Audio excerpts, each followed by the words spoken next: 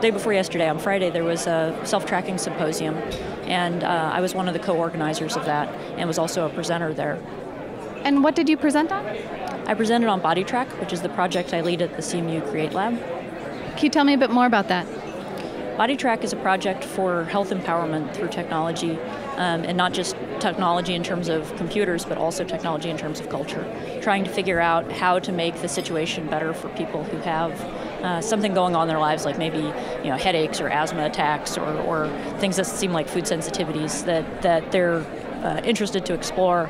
And being able to capture that and support reflection on that and support the process. So partly the tools and also partly a practice we've been developing called quant coaching for supporting people in this kind of process.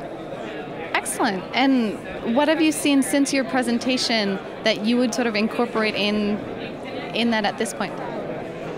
Well, I don't think I've really seen anything since that I could incorporate, but I've met a lot of people who are interested and interesting, and have interesting perspectives on the potential uses for this sort of stuff. Any new perspectives that you hadn't thought of that you care to elaborate on? Well, so there were a couple of people that I talked to who are interested in using this sort of system in different environments.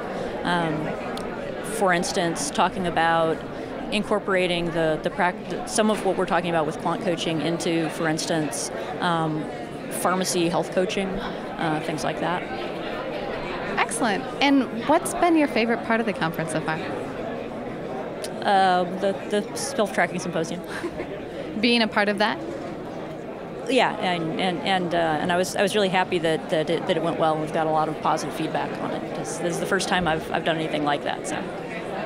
And a lot of the patient stories with self-tracking were very moving. Were there any in particular that struck you?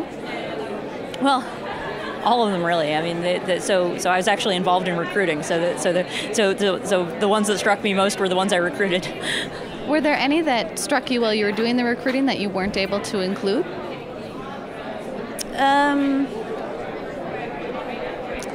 I think that there was one person who would have been a good choice, but they weren't able to come, named Ari. But I think other than that, all my first choices came, so and they were on the top of the list.